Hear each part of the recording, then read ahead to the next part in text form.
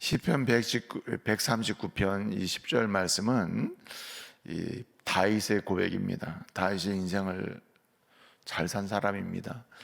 실패한 여정도 많지만 전체적으로 성공적인 인생을 살았다, 이렇게 볼 수도 있는 사람입니다. 세상적인 조건을 보게 되면은 굉장히 많은 것을 가졌던 사람입니다. 권력도 갖고, 그리고 주변에 도울 만한 사람도 많았던 사람입니다. 그의 손을 잡아줬던 사람도 많고 뒤에서 후원해 준 사람도 많았습니다. 그런데 이 다윗이 자신의 삶이 늙어가고, 그리고 자신의 삶을 돌아보면서 자신을 끝까지 붙잡아 줄 사람이 누구냐? 없는 겁니다. 그 왕의 권력도, 그리고 사람들의 손도 자기를 끝까지 잡아줄 자가 없는 것입니다. 그리고 그가 깨달은 것이 한 가지 있는데, 사실은 사람들의 손이 나를 잡아준 것 같고 권력의 손이 나를 잡아줘서 내가 견딘 줄 알았는데, 알고 보니까 자신을 붙잡고 있던 분은 주님이셨다는 말입니다. 아, 그렇구나. 주님이 나를 붙잡아 주셨구나. 주님께서 나를 여전히 붙들고 계시는구나. 그 사실을 고백하면서 오늘 우리가 이 영상에서 본 시편 139편 10절 말씀 그대로 다윗은 이렇게 얘기합니다. 내가 수월에 가서 자리를 펼지라도, 8절에 그렇게 고백하고 있습니다. 수월에 가서, 즉 음부에 가서 자리를 펼지라도 주님이 거기서 계시고, 심지어는 바다 끝에 가서 있을지라도, 139편 9절에 보면 내가 바다 끝에 가서 있을지라도 주님은 거기서도 나를 붙들고 계셨다. 그래서 10절에 그렇게 얘기하는 거예요. 거기서도 주님은 나를 인도하시고 또 그곳에서 주의 오른손이 나를 붙드시리로다, 이렇게 고백하고 있는 거예요. 어디에 가서도 여전히 나를 붙드시는 분은 주님이셨다는 말입니다. 그리고 인생의 마지막에도, 결국 마지막에도 내 손을 붙들고 영광의 하나님의 나라로 인도하실 분은 주님이시라는 거예요. 죽음으로 끝나는 게 아니라는 거죠. 사랑하는 성도 여러분, 인생은 짧습니다. 70입니다. 조금 강건하면 80을 산다고 합니다. 80이 넘으면, 여기 80 넘으신 어르신들 많으신데 잘 생각해 보세요. 80을 넘으시면 오늘의 건강이 10년을 보장하는 게 아닙니다. 오늘 건강해도 내일 약할 수도 있고요. 그리고 오늘 약해도 내일 건강하게 주님이 지나가게 하실 수도 있습니다. 80이 넘으면 인생을 내 것이라 주장하면 살 수가 없어요. 강건하면 80이라 했고, 인생이 그저 살면은 70까지 산다. 그러나 강건한 80을 살 수 있겠다. 그렇더라도 그것도 장담을 못해요. 설령 70을 살고 80을 살다가 이 땅을 떠날 때에도 내 손을 붙잡아 줄 사람이 없다면 이게 절망 아닙니까? 나를 붙잡아 줄 그분이 없다면 얼마나 절망입니까?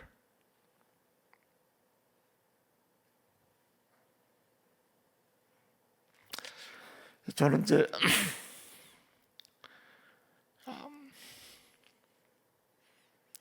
임종하시는 분의 손을 많이 잡아요. 자꾸 기도도 하고, 편하게 가십시오. 이렇게 지금 잘 주무세요. 주무시고 눈을 뜨면 하나님 나라에서 주님을 만나게 될 것입니다. 믿음의 사람에게는 끝나는 게 아니라 들어가는 겁니다. 들어가는 거. 나가는 겁니다. 문입니다. 죽음은 문입니다. 두려울 게 아닙니다. 우리 모두 언젠가 나도 여기를 거쳐야 되는데, 우리 집사님은 권사님은 장로는 먼저 이곳을 거쳐가는 겁니다. 그러나 나는 손을 놓습니다. 집사님 손 못 잡아줘요. 장로님 손 못 잡아줘요. 잡아줘봐야 나는 이때뿐입니다. 그러나 장로님 좀 잡아주고, 집사님 손 잡아주고, 우리 성도님 손 잡아주는 그분은 오직 주님이십니다. 주님이 끝까지 그 손 잡아주십니다.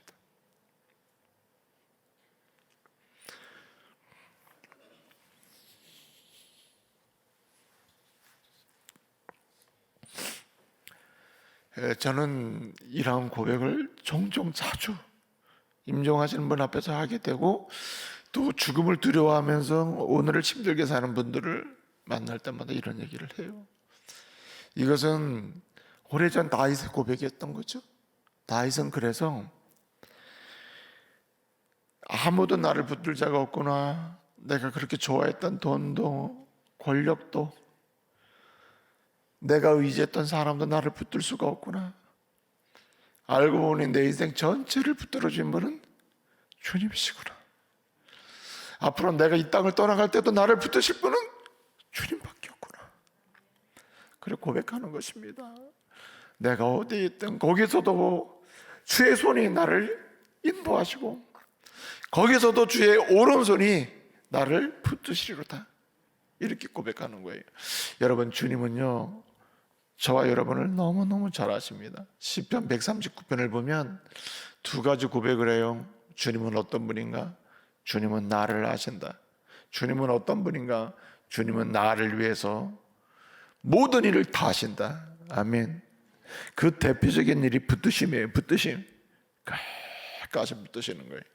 세상에 권력이 없고 내 주변에 사람이 별로 없고 나와 함께 할 사람이 없어도요, 주님이 붙드심이 있으면요 그 사람 행복하고 그 사람 미래가 있고 그 사람 하나님 나라로 들어감을 믿으시기 바랍니다. 사람이 다 놓을 때도 주님은 안 놓으셔요. 사람이 다 나를 버릴지라도 주님은 나를 안 버리셔요. 그렇기 때문에 주님 만나는 게 복임을 믿으시기 바랍니다.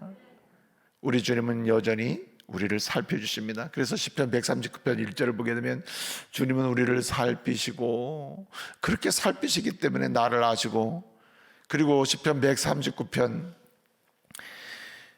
13절부터 18절까지 이하의 말씀을 보면은 주님이 어떻게 말씀하시냐면, 다윗은 고백해요. 나를 아주 심히 기묘하게 만드셨다.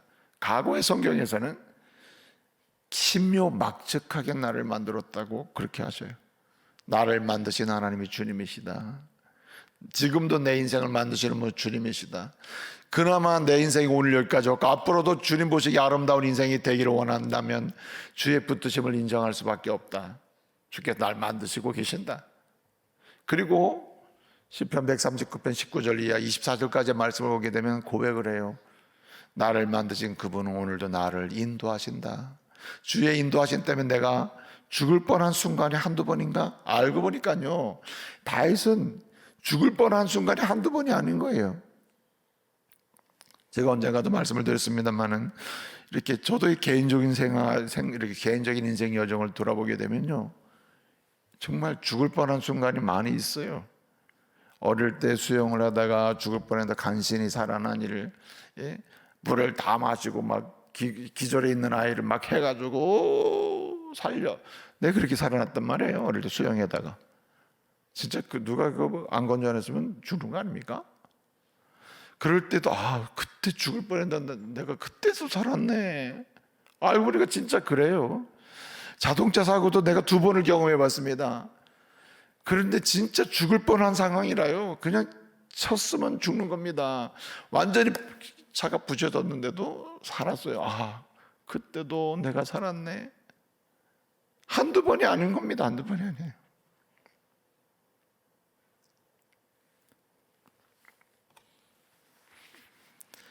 제가 언젠가 한 3, 4주 전에 됐는 것 같은데 제가 굉장히 괜찮았거든요. 괜찮았습니다. 뭐 설교도 준비도 잘하고 전날에 잠자면서 설교를 한 2-3번 하고 잠을 깨서 주일날 왔단 말이에요. 그 일부부터 제가 설교를 기쁨으로 올라왔어요. 힘이 약간 빠지긴 하는데 오늘 왜 이렇게 힘들지? 올라오는데요 힘이 별로 없더라고. 그래도 설교할 능력은 있고 하나님이 서게 하시니까 오늘도 문제 없겠지.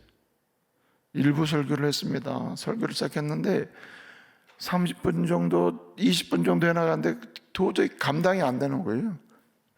마음에 주님이 이렇게 하시다가 데려가 줄 수도 있겠구나, 이런 죽겠구나 이게 아니고 주님이 이렇게 데려가 줄 수도 있겠구나. 막 서둘러 예배를 마쳤습니다. 내려가서 이번 설교 못하겠다. 내려가서 또 자리에 앉아서 기도하고 주님 힘을 주세요. 물을 한껏 마시고, 그랬는데 또 기운이 나더라고. 또 입에 올라왔어요. 올라왔는데 또 한 30분 정도 했습니다. 도저히 감당이 안 돼요. 그래서 하나님이 이러시다가 오늘 데려가시는 거 아닌가, 이럴 정도로 아주 힘이 벅차요. 그래서 막 서둘러서 맞췄어요. 내려갔어요. 또 힘 주시는 거예요. 그래서 3부 설교를 했습니다. 도저히 안 되겠다. 그래서 한 20분 하고 막 맞추고, 서서 사이도 못 하겠더라고요. 그래서 부목사님이 다 하라고. 그리고 그냥 죽도만 하고 내려와서 이젠 집에 들어가 쉬어야 되겠다. 그게 내려가서 앉아서 주님 들어갈까요? 사부까지 할까요? 어떻게 할까요? 저녁까지 있을 힘을 주시든지 주님께서 그렇게 기도를 했거든요. 밥맛도 없고 먹을 의욕이 생기질 않아요. 그리고 사부까지 갔는데 이건 안 됐더라고요. 근데 그날은 청년들이 너무너무 좋아했어요. 설교를 짧게 해서. 그 말씀을 마치고 감사했습니다. 진짜 주님의 은혜구나. 주님의 은혜예요. 제가 처음부터 고백하게 하고 싶은 게 뭐냐면, 주님의 붙드시 안에만 한순간도 못 써요. 한순간도 못 살아요. 저와 여러분이 이 자리에 와 있는 것도 주의 붙드심인 줄 믿으시기 바랍니다. 주의 오른손이 붙드셨기 때문에, 주의 손이 인도하셨기 때문에 지금까지 왔고 지금도 존재합니다. 앞으로도 우리 인생은 주의 손에 붙드시지 않으면 존재할 수가 없어요. 그리고 영광의 날에 영광스럽게 사명을 다하고 인생을 다 마치고, 여러분 장수하셔서 마지막까지 사시다가 결정적으로 두려워하는 그 순간에도 두려워하지 아니로다. 죽음의 그 자리에서도 주의 오른손이 나를 붙드시고 주의 손이 나를 인도하시리로다 고백하며 천국 갈 수 있는 은혜가 있기를 바랍니다. 그게 다해서 고백이. 오늘 우리는 이렇게 나를 붙드시는 그 주님이 얼마나 나를 생각해 주시는지, 내 생각까지 파악하시고 생각해 주시고, 또 내 말을 살피시면서 내 말을 고쳐주시고, 내 행위를 살피면서 내 행위를 고쳐주시는, 그래서 사람답게 하나님의 자녀답게 그냥 짧은 순간에도 문제가 많지만은 하나님 앞에서 의미 있게, 가치 있게, 행복하게 인생을 순간순간 살도록 회복시켜 주셔요. 그래서 시편 139편 1절 보면은 살피신다, 우리 생각도 아신다. 2절까지 보면, 3절에 보게 되면 우리의 행위도 다 살펴가지고 아시고 고쳐주셔요. 그리고 4절을 보게 되면 우리의 입의 말도 다 아시고 다 고쳐주신대요. 그래서 그나마 우리가 이와 같은 말을 하고 또 이와 같이 행위를 하고 이와 같이 생각 속에서 때를 따라 넘어지지만 회복시키셔가지고 가게 하심을 믿으시기 바랍니다. 이것이 어디서 나오는 겁니까? 붙드심이에요. 붙드심. 주의 손에 붙으셨기 때문에 주님이 우리의 생각도 살펴주시고 올바른 생각도 하게 하시고, 주께서 붙드시고 계시기 때문에, 그 손으로 붙으시기 때문에 우리의 행위도 문제 있는 행동 고쳐주시고 올바른 행동을 나가게 하시고, 그렇게 악한 말 더러운 말 많이 쏟아놓지만 그것도 고쳐주시면서 아름답게 하셔서 결국 복된 인생을 살게 하신다. 뭘로 인하여? 주의 붙드심으로 인해서. 주의 오른손으로 붙드시기 때문에. 주의 오른손은 권능과 능력의 역사요 상징이며 실제를 가리킵니다. 주의 손이 붙드시면 아무도 건들 자가 없는 거예요. 그러므로 여러분, 우리는 이 주님을 자랑하고 고백하며 살아야 됩니다. 이 주님, 우리만 만나는 게 아니라 한 사람 이상, 한 사람이라도 만나도록 도와야 돼요. 누가복음 19장 10절 말씀을 보게 되면, 인자가 온 것은 잃어버린 자를 찾아 구원하기 위해서 오셨다고 했습니다. 한 영혼이 대단한 주인. 성경을 보면요, 한 집, 이렇게 한 아주머니가 한 드라크마를 잃어버렸다, 동전 하나를 잊어버렸다 이 말이에요. 근데 우리 같으면 그냥 뭐 잊어버렸나 하겠지만, 이 아주머니가 그 동전 하나를 그냥 찾는 거예요. 한 사람이 동전 하나를 집안에서 막 어디 갔나 막 찾는 거예요. 찾아서 너무너무 기뻐하는 거예요. 여러분, 양이 100마리가 있는데 한 마리를 잃어버렸어요. 주인이 그 한 마리를 찾아서 막 나서는 거예요. 한 마리. 그 어디 갔어? 어디 있어? 99마리를 두고 막 찾아 나서는 거예요. 막 찾아 나서는 거예요. 여러분, 주님께서 이런 비유의 말씀을 하시는 이유는 한 사람이에요. 한 사람. 주님은 패키지로 여러분을 보지 않아요. 원주중보교회 성도 패키지로 보고 누군지 모르겠다, 그냥 원주중보교회, 이게 아니고 오늘도 여러분의 이름을 부르면서 내가 널 붙든다, 내가 너를 인도한다, 내가 너를 내 손으로 책임진다, 이렇게 하시면 계속 말씀하시는 거예요. 한 사람을 기억이죠. 여기 특별한 직분을 가졌다가 주님이 특별하게 취급해 주는 사람 한 명도 없어요. 한 사람 한 사람이 다 천국의 보배들이라요. 귀하게 내가 널 붙든다, 내가 널 붙든다, 내가 널 붙든다, 그렇게 말씀하시는 거예요. 한 영혼을 귀하게 여기시는 거예요. 그러므로 우리 삶의 태도도 주의 붙드심을 고백하고 마지막까지 주의 붙드심 속에 하나님 나라 간다고 하는 믿음으로 사는 자라면 한 영혼을 기억해야 돼요. 한 영혼을, 한 사람을 기억해야 돼요. 한 사람을 기억해야 됩니다. 그런데 그 한 사람을 귀히 여길 때 언제 귀히 여기게 되느냐? 언제 귀히 여기게 됩니까? 한 사람을 귀히 여기게 되는데, 한 사람을 옛날에, 앞으로, 지금, 언제 합니까? 지금이어야 되는 거예요. 지금. 여러분, 제가 자꾸 말씀드리지만 하나님이 결혼하게 하신 거 이게 보통 복이 아니에요. 여러 가지 어려움 속에 있는 분도 있겠습니다만 지금 현재 결혼하여 가정을 이루고 사시는 분들 잘 들어보세요. 그냥 여러 가지 분쟁하고 싸울 일도 많겠죠. 그런데 여러분, 지난 건 아무것도 아니에요. 현재 아내와 남편을 귀하게 여겨야 돼요. 현재 아이일 때나 성장할 때나 빨리 키워놓고 보자 그러지도 마세요. 아이를 보면 아이를 현재를 귀하게 여기시고, 현재 부모로서 아이를 대하면 아이는 하나님의 사람으로 현재 귀한 영혼으로 자라고 행복한 인생을 사는 거예요. 어린아이들도 행복해야 되고 성장에서도 행복해야 됩니다. 주의 손이 붙드셔야 돼요. 그러니까 우리는 한 영혼을 귀히 여기면서 지금 해야 돼요. 지금. 그래서 아까 영상에 나왔잖아요.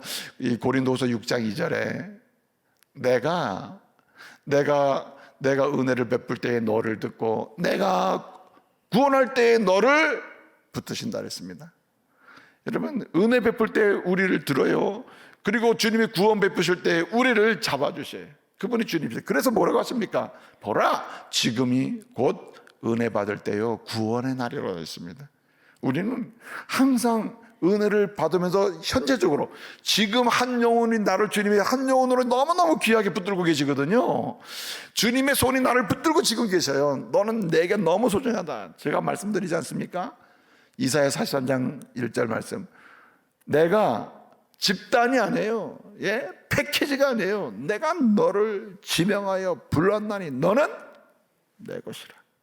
그렇기 때문에 주님은 나를 한 영혼으로 막 옆에 누구누구 있는 걸 보고가 아니라 한 영혼으로 귀하게 여기시면서, 귀하게 여기시는 주님은 지금, 옛날이 아니고 미래만이 아니라 지금 계속 지금 뭐 하시냐면 은혜를 베푸십니다. 그러니까 어떻습니까? 우리도 한 영혼을 귀히 여기면서 주님의 마음으로 지금 은혜를 베풀자. 주님의 은혜를 누리도록 하자. 그렇게 해야 한다는 거예요. 계속 베풀어야 돼. 근데 그 지금 베풀 때 어떻습니까? 가까이 있는 사람부터 해야 된다는 거예요. 가까이 있는 사람. 지금 은혜를 베풀려고 미국 사람한테 전화하지 마세요. 부산에 있는 형님한테 전화도 하지 마시고, 서울에 있는 누구한테 전화하지도 마시고, 당신 옆에 있는 아내에게 한 영혼을 귀히 여기고, 지금 내가 받은 은혜를 내가 당신에게, 지금 내가 받은 은혜를 지금 내 옆에 있는 아들에게, 가까이에 있는 사람에게 베풀어야 돼요. 한 드라크마는 남의 집에 있는 거 찾는 게 아니에요. 내 집에 있는 거 찾는 것입니다. 내 집에. 그렇지 않아요? 그러니까 가까이 찾아야 돼요. 그러므로 여러분, 오늘부터 세 가지 태도를 유지하시기 바랍니다. 첫째는 따라하세요. 밝게 사시기 바랍니다. 아무리 힘들어도 주님이 나를 붙드신다. 그러니 나는 아무리 힘들어도 나는 밝은 인생이다. 그래서 여러분, 집안이 캄캄하고 침침하고 집안 분위기가 영 아니라 하더라도 주님이 나를 붙드신다고 하는 이 믿음으로 그 은혜를 경험하고 현재적으로 경험하면서 사는 저와 여러분은 집안에서 밝게 사시기 바랍니다. 교회에서 밝게, 직장에서도 밝게. 여러분, 사도행전 6장 15절 보게 되면요, 스데반이 죽는 가운데 그렇게 스데반을 죽이는데 앞장섰던 제일 대장 역할을 했던 사람이 사울, 곧 바울이거든요. 바울이 변화받아 구원받는 그 시작이 어디냐면은 죽으면서도 밝게 웃는 스데반이에요. 거기서 예수를 만나기 시작하는 거. 아니, 죽으면서 저렇게 밝게? 왜 저렇게 밝은 사람이지? 예수님이 나를 붙드시기 때문에. 하늘 보좌에서 주의 영광의 보좌에 계신 주님을 바라보면서 붙드신 주님 손잡고 천국 가고 있으니까 밝은 거예요. 여러분, 밝게 사시기 바랍니다. 우리 좌우 옆 사람 환하게 웃어주세요. 나도 밝게 살겠습니다. 인사하세요. 밝게 살겠습니다. 밝게 살겠습니다. 여러분, 당신에게 내가 절대 실망스러운 얼굴 찡그리는 인상을 쓰지 않겠습니다. 밝게 살아야 돼요. 사실은 본질은 마음이 밝아야 돼요. 밝게 살아야 됩니다. 밝게 살 뿐만 아니라 따라합시다. 넓게 살아야 됩니다. 넓은 마음으로, 밝은 미소로, 넓은 마음으로 살아야 돼요. 요한복음 3장 16절이 복음이다. 하나님이 세상을 이처럼 사랑하사 독생자를 가져왔으니, 데려갔으니 했습니까? 독생자를 뭐 했으니? 주셨으니. 우리 주님이 우리 한 영혼을 기억이 우리를 붙드시고 계신 우리를 향한 주님의 태도가 뭐냐면 넓습니다. 다 주십니다. 아끼지 않습니다. 다 주셔요. 아멘. 요즘은 뭐예요? 말해요.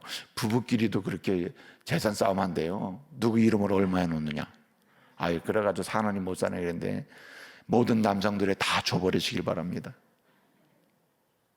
그러다가 도망가면 어떡해요? 도망가라 그랬지 뭐. 도망갈 정도로 날 사랑하지 않는 사람은 못하러 들고 삽니까? 그렇지 않아요? 근데 여러분, 걱정하지 마세요. 주님이 나를 붙드십니다. 주님이 나를 붙드셔요. 그 다음에 마지막 한 가지는 뭐냐면은, 제일 중요한 게 뭐냐면은, 이렇게 밝게 넓게 살되 어떻게 하느냐? 담대하게 살아야 됩니다. 담대하게. 이 담대함은 지속성을 유지하게 만들어줘요. 여러분 보세요. 우리가 한 영혼, 주님이 나를 향해서 한 영혼으로 귀히 여기시면서 과거나 미래뿐만 아니라 현재적으로 계속 은혜를 베푸셔요. 그러면서 주님은 나를 가까이 여기십니다. 넌 멀리 있구나, 이게 아니고 주님은 가까이에 있는 나로 여기십니다. 내가 내 옆에 있어, 내가 너 옆에 있어, 이러면 되잖아요. 그렇게 하듯이 이 일이 주님은 어떻게 하시느냐? 주님은 두려운 분이 없는 분이 전능하신 분이에요. 담대하죠. 그래서 주님을 가리켜 구약성경에는 뭐라냐면요, 홀리 워리어라고 그래요. 이걸 끼뽀로라 했는데 무슨 얘기냐면은 거룩한 용사라 그래요. 담대하신 주님이죠, 한마디로. 그분 앞에 설 적 없어요. 근데 이 담대하신 주님의 의미가 뭐냐? 한마디로 뭐냐면은 지속성이에요. 주님의 담대하심은 끝이 없습니다. 계속. 그래서 여러분, 우리가 주님의 한 영혼으로서 이렇게 사랑받으며 은혜를 현재 받고 있잖아요.